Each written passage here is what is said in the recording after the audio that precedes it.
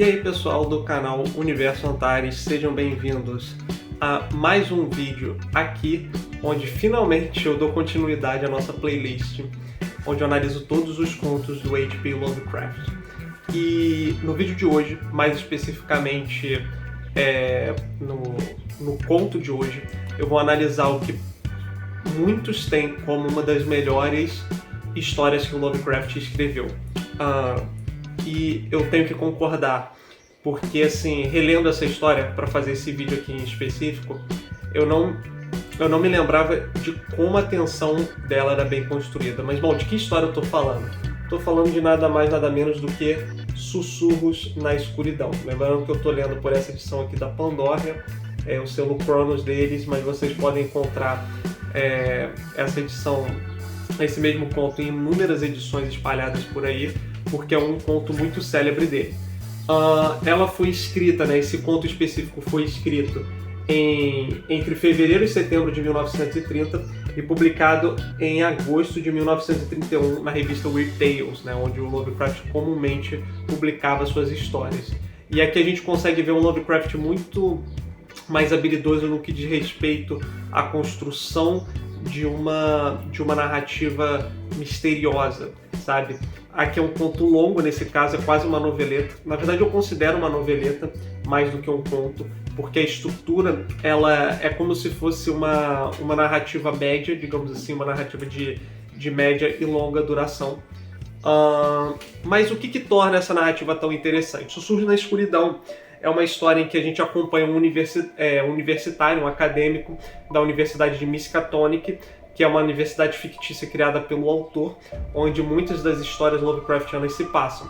Ele fica intrigado porque enchentes que estão ocorrendo na Nova Inglaterra, nas regiões rurais da Nova Inglaterra, fazem com que criaturas, digamos assim, corpos como esse daqui que vocês estão vendo, que é uma ilustração de capa nesse caso, apareçam em regiões assim das enchentes. Esses corpos eles começam a aparecer e uma série de conspirações relacionadas a folclore antigo começa como eu posso dizer, catapultar esses no que é a visão pelo menos do personagem principal, que é o Albert. Deixa eu até confirmar aqui. O Albert Wilmarth, sim. O Albert Wilmarth, ele como todo cético, resolve estudar, apresentar artigos, críticas sobre o folclore e dizer que na verdade aquilo não passava de puro charlatanismo, de puro, como eu posso dizer, de pessoas iletradas tentando fazer o uso dessas lendas para poder conseguir fama em um período conturbado para essas cidades. Mas tudo muda quando ele recebe uma correspondência de um sujeito, de um fazendeiro chamado Henry Ackley, e é aqui que o horror começa, digamos assim, é aqui que a história começa a ficar boa. Porque o Henry Ackley, vamos lá, o que acontece? O Henry Ackley, ele apesar de ser um fazendeiro também, ele é muito erudito, isso chama a atenção do Albert, e ele fica intrigado, porque esse mesmo fazendeiro ele começa a fornecer provas pro Albert, através de correspondência, de que realmente essas criaturas existem. Essas criaturas que são parecidas com crustáceos, digamos assim, e que habitam as regiões montanhosas da Nova Inglaterra, porque eles precisam utilizar, digamos assim, essas regiões, eles meio que usam como posto avançado para poder minerar recursos específicos que não são encontrados nos planetas, no seu planeta natal, que no caso é Yuggoth, que a gente conhece esse planeta como sendo Plutão, apesar de Plutão não ser mais considerado um planeta. Mas à época é interessante como o Lovecraft ele começa a traçar esses paralelos já interessantes do ponto de vista de um planeta que está muito distante no sistema solar, mas que é obscuro não somente no que diz respeito ao entendimento científico que nós temos sobre ele, como misticismo também. E aqui ele usa isso a seu favor, criando uma narrativa pulp excelente, onde o planeta, é utilizado por essas criaturas que não nem necessitam da luz do sol, na verdade elas são até feridas pela luz do sol, por isso que muitos dos moradores relatam que elas aparecem só quando é, sabe, noite, madrugada, ou então noites assim onde não tem lua cheia, ou lua minguante nesse caso. E o Henry começa a apresentar essas provas, tanto o Henry quanto o Albert, eles criam essa relação de amizade, porque apesar do Albert ser crítico quanto a isso, ele aprecia muito a erudição do velho senhor. E o que acontece? Ele recebe umas fotografias dessas pegadas, das pegadas que essas criaturas deixam, porque basicamente, se vocês podem ver aqui, elas parecem até um crustáceo, uma água-viva, né? Uma parada meio bizonha assim. Então as pegadas delas são descritas como se não tivesse como discernir o sentido das pegadas, ou seja, se elas estão indo para uma direção ou se elas estão indo para outra direção, que é muito interessante, porque da mesma forma o próprio Henry relata, né, que os cães dele latem à noite porque eles ouvem sussurros, né? Eles ouvem como se fosse murmúrios farfalhantes presentes ao redor ali da onde ele mora. E como consequência disso, ele começa a querer explorar, né, esses aspectos, ele começa a querer explorar essas lendas do ponto de vista igualmente acadêmico, o que acaba gerando uma relação de amizade ali entre os personagens. Mas o que é mais interessante de tudo isso é que à medida que eles vão discutindo sobre, e que o Albert vai deixando o seu ceticismo de lado e vai de fato começando a acreditar nos relatos que o fazendeiro lhe dá, as coisas começam a ficar um pouco mais tensas, porque o Albert ele recebe um fonógrafo, ele recebe uma gravação de fonógrafo que relata uma conversa com as criaturas, digamos assim. Então o fonógrafo conseguiu captar uma conversa entre um humano, que provavelmente é um espião das criaturas dessa raça no nosso mundo, e uma dessas criaturas, e o modo como elas se comunicam, como elas não têm as mesmas características humanoides que nós temos, na verdade elas não se assemelham em nada a humanoides, elas tentam reproduzir o som, a fala, apesar de elas conseguirem se comunicar de maneira telepática, elas reproduzem os sons, né, as vozes, de uma maneira como se fosse um sussurro, né, um sussurro, um zumbido. É por isso que vem o título tão interessante, né, Sussurros na Escuridão. E como consequência disso, as cartas que eles estão trocando começam a ser extraviadas.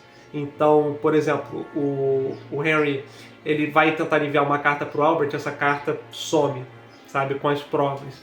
Ele vai tentar chamar por segurança, as linhas telefônicas dele são cortadas. Ele tenta até em um determinado momento enviar um ídolo para um ídolo que essas criaturas cultuam, né, que provavelmente é um ídolo a Cthulhu, que é a grande criatura Lovecraftiana aí das suas narrativas pitorescas. Ele também é extraviado. Então, à medida que a história avança, o Henry ele começa a ser assediado por essas criaturas no que diz respeito a seus cachorros. Os cachorros que estão na sua fazenda, eles começam a morrer. Ele começa a cogitar fugir dali, porque ele vive sozinho, mas como ele é muito apegado à fazendinha em que ele vive, gerações e gerações de pessoas, ele tem muita relutância em continuar, digamos assim, para outra cidade, mas ele acaba até levando em consideração morar com o próprio filho na Califórnia. O que é muito interessante é que isso vai avançando, esse horror ele vai sendo construído de maneira muito competente pelo H.P. Lovecraft, até que chega no momento em que o Henry de fato ele começa a ser assolado sobre, e ele teme pela própria vida, e ele envia uma carta pro Albert dizendo assim, ó, destrói tudo, acaba com todos os rastros, não queira nem saber o que eu sei, porque as coisas são ainda mais aterradoras. E o Albert fica encucado com aquilo, ele fica tipo assim, caramba, cara, o que tá acontecendo? Ele envia uma carta de encorajamento e ele recebe uma outra carta, uma mudança completamente súbita de personalidade por parte do Henry, que já é um senhorzinho de idade, que até o momento estava desesperado, né, para com as criaturas, e ele recebe uma carta que tenta apaziguar a situação, digamos assim. Então o Albert percebe que não é uma carta forjada, mas que ele ficou muito intrigado com a mudança de tom na pessoa com a qual ele estava correspondendo, né? E basicamente o Henry diz que era tudo mal entendido, que na verdade essas criaturas, elas eram presentes, elas sim existem, elas não são criaturas fantásticas,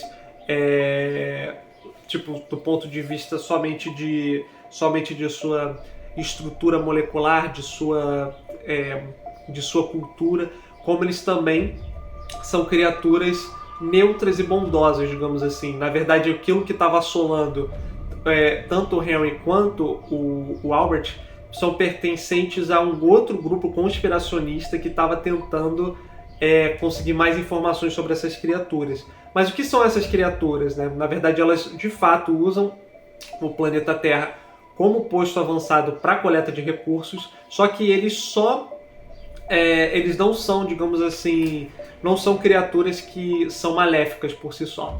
Na verdade, eles querem compartilhar o conhecimento com os humanos, só que eles não podem fazer isso, pelo menos nesse momento. Eles têm que esperar a raça humana atingir um determinado nível de compreensão científica para que a apresentação deles, a introdução deles, seja mais, digamos assim, mais palatável.